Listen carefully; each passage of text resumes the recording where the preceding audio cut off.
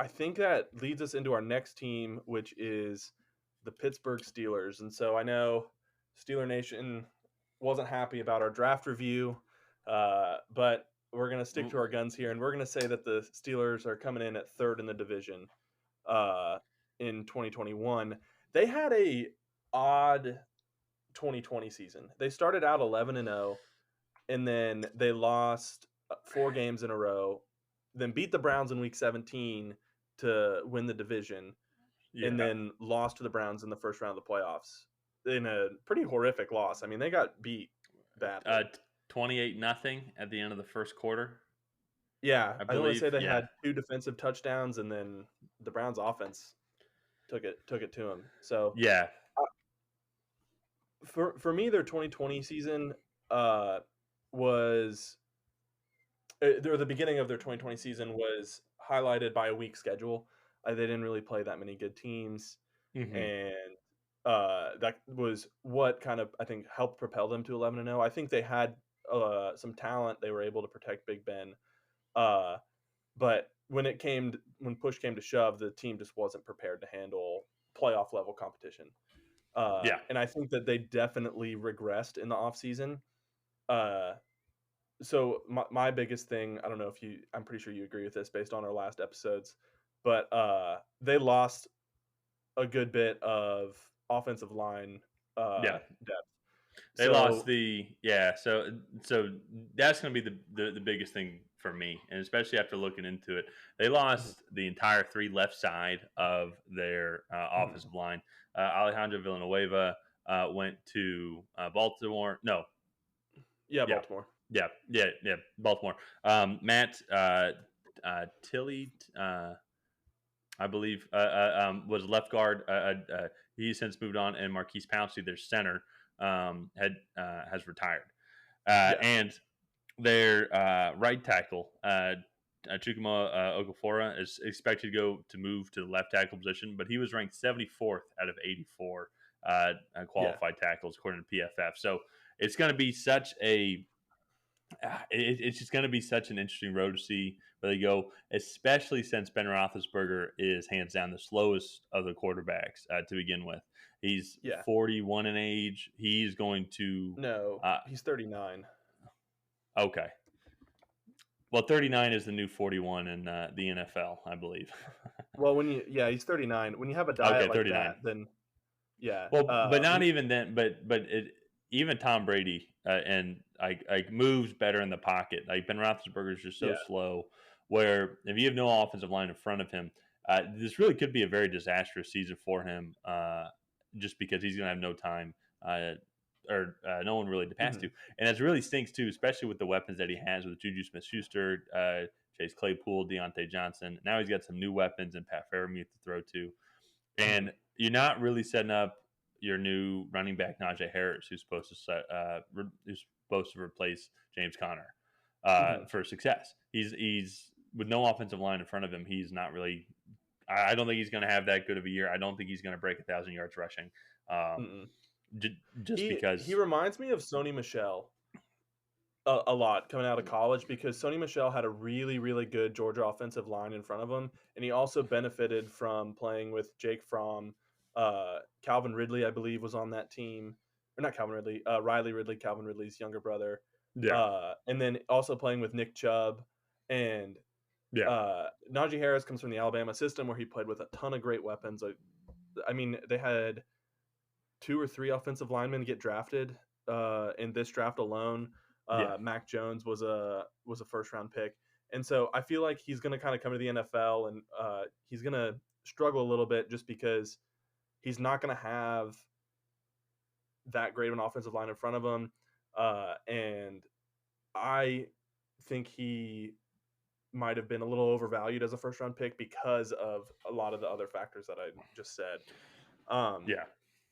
So the Najee Harris and even pick if he interesting. was, well, I was going to say, even if he was valued correctly, though, if you're still not, I mean, when DeMarco Murray, just as an example, was with the Cowboys, had that great season with the Cowboys, he had one of the best offensive lines in the league in front of him. But then when he moved to a different team that didn't have as good an offensive line, his numbers went down tremendously. So, and that's what said Mhm. to have a good running game, you need to have a good offensive line, and they Yeah. do not have that. There's going to be a lot of question marks going in the Pittsburgh Steelers this season, Yeah.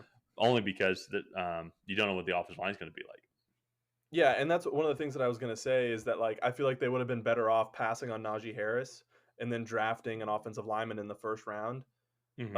and then getting a guy, Javonte Williams from, was he the one that went, or was it Michael Carter that went later?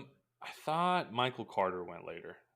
You had to double check Um, that. Yeah. but then drafting one of the North Carolina running backs later, or drafting Chuba Hubbard, who went, I think, at the top of the 4th or into the 3rd, drafting Hmm. one of those guys instead.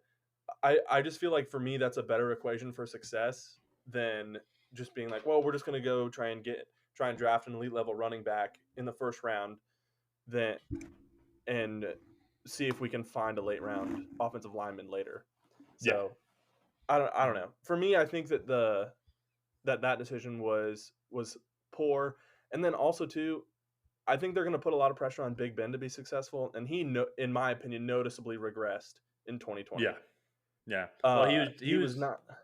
he was just coming back from Tommy John surgery, right? Yeah, yeah. Yeah, from 2019. Yeah, and I just don't he just wasn't. I mean, he's 39. He, obviously, he's not on the same diet as Tom Brady based off of his physical conditioning. Yeah. Uh and I just don't think that he'll be able to handle that workload uh that they're going to need him to have. So, that's my thing, is they might want to put that pressure on Ben to perform, but I just don't know if his body at this point can handle it. Yeah, So, I just especially when he's getting just hit constantly. So we already talked about the Bengals, and I don't think the Bengals are going to provide too much pressure, even though I think this offensive line is mm-mm. fairly weak, so they could. But Baltimore had the second ranked defense last year. Uh, the Cleveland Browns defense we're going to talk about here shortly, but I think they only got better. If anything, they stay the same. Actually, that being said, you still have the guard Miles Garrett. So, so those are 4 games right there that his body's going to take a pounding. And then if you're looking at the schedule here, they're starting out at the Bills. The Raiders are a physical team as well. Hmm. And And not to but interrupt you there, but they have the go most ahead. difficult schedule of any team next year.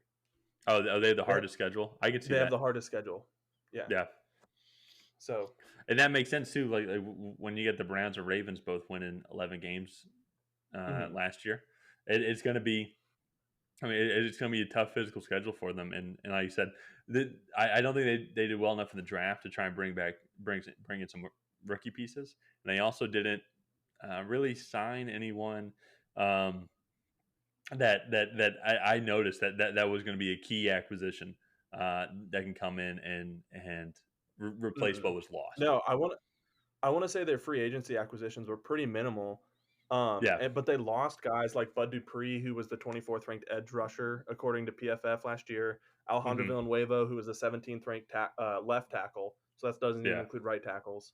Uh, so I think they lost a lot of pieces, and they're trying to replace them with rookies, and I just don't think it's going to work out for them.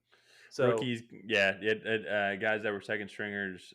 That's what it seems like. So we could be wrong. They obviously like if these guys are able to step up and mhm. after being in the system for a little bit, but it's just a lot of question marks that come with That's the that. only way that I think that they succeed. I think their defense has to be top 3 again, and I think their offensive line has to outperform everybody's Yeah, expectations. their defense So, is actually. But you mentioned Bud Dupree, but from what I was gathering, I don't think they really lost anybody else on that no, I defense. mean, but the core of that defense was TJ Watt, Joe Hayden, and Minka Fitzpatrick. So, Yeah, uh, that was the only those were the only pieces that they really lost on the defense. And I think their defense can be top 3 again. The problem is, I think they're just going to be playing a lot of really good teams because, like you said, they play the Browns, Ravens, four Bills, and times. Chiefs. Yeah, Yeah. yeah. So those are I mean, 6 really tough games right off the bat, and that doesn't even yeah. include the fact that I think they have to go to New England, uh, as well as to Miami. And to Green Bay. Yeah, and to Green Bay. Yeah, So I mean, that's just really really hard for a team to do. So I'm sorry, they go to Buffalo, and then let's see. You know, Oh no, so I'm sorry, they don't play the Patriots this year. But then they have to go to the Chargers. yeah. So those are tough. Mm-hmm. So what's your record expectation for them? It ranges anywhere from like just above 500 to kind of with the Bengals at 5-12. Um, Mm-hmm. if they sneak out some games, but as we said already, like I think they're gonna have a losing record in the division. I could see them losing both games to the Browns Mm-hmm. and both games to the Ravens. I think that they would lose to Green Bay. I think they're going to lose to the Bills. I think they would lose to the Chiefs. So if let's say I'm right on those, that's 7 games right there, and Mm-hmm. then they're going to lose a handful more just in other weeks. So Yeah. uh, just because I mean that defense is great. But I mean, in today's NFL, though, you have to be able to put up points, and I just don't know how they're going to be able to put up points. They have the weapons, but the offensive line is going to be the biggest question mark. That offensive Yeah. line can be average because last year they were about 20th, I Mm-hmm. believe, in the overall rankings. If they can be average, then I think that they could potentially fight for a wild card spot in the playoffs. But if they regress Mm-hmm. even more to what kind of on the downward trend that they started last year, then I think they're going to be around the Bengals and could be pushing for last place in the AFC North. Yeah, no. That's I had them going 6-11, just one win above the Bengals. And I think they're going to regress. I find it hard to imagine that both the defense is going to be top 3 again, and that the offensive line is going to outperform uh, what in my opinion is inevitable after you lose Mm-hmm. 2 starting caliber offensive linemen. So Yeah. and then Mm-hmm. don't replace them with at least 1 or Three, 2 free agents. three starting caliber. Or 3, yeah, three Yeah, starting caliber offensive linemen because Marquise Pouncey retired. yeah, So yeah. I don't know. I think that's going to wrap it up for the Steelers, though. Uh, Mm-hmm. sorry, Steeler Nation, but another. Well, and We're going to hear about that one in the comments. you mentioned that at So the beginning of this take that Steeler Nation is not going to be happy or wasn't happy with our draft review. It's like I don't think Steeler Nation was happy with their draft. So no, I no, think we're but not alone in that one. nobody likes to be beaten when they're down, though. So I don't That's know. fair. That's a good point. Yeah.